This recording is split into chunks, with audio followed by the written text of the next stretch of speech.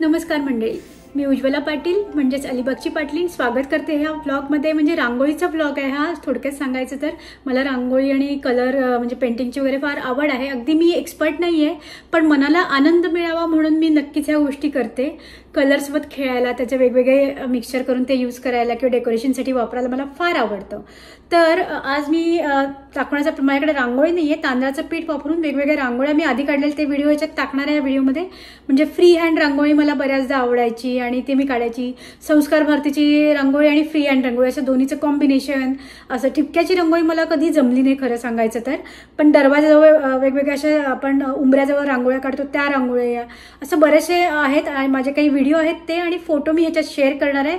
आणि तुम्ही लाईक करा आणि जास्तीत जास्त शेअर पण करा तुम्हाला जर आवडले तर चला बघूया पटापट। आणि हो, मेन म्हणजे आपण घरातलं पेन किंवा पेन्सिल किंवा चावी, आपली चावीचं हे असं किंवा ब्रश किंवा काही असं जे घरातली वस्तू असेल ती वापरूनच या रांगोळ्या माझ्या आहेत। सो बघूया कशा काढते मी त्या।